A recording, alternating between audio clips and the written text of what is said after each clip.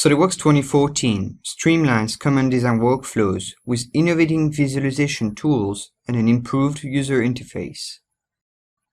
The overall user interface, including the Property Manager, Command Manager, and Task Span, to name a few, now feature a clean and modern look and feel for added clarity.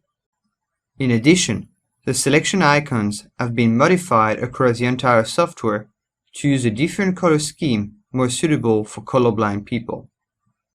This way, they can clearly understand the entities that need to be selected for each feature if detailed explanations are not available.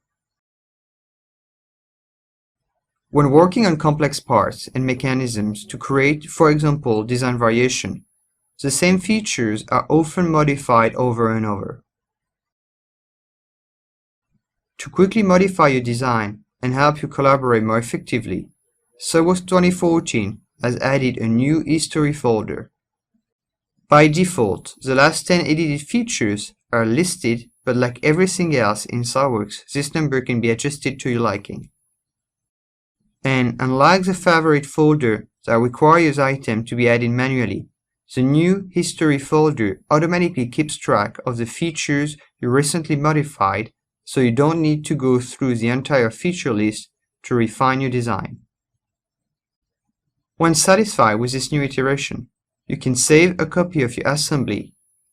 However, to avoid time-consuming mistakes, you now have the option to save a copy and directly open the new file to carry out your work.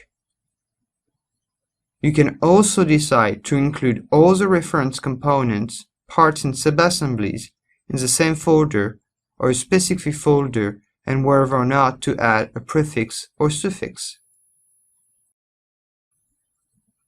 Switching back to the full assembly, it's easy to make the external covering transparent using a display state.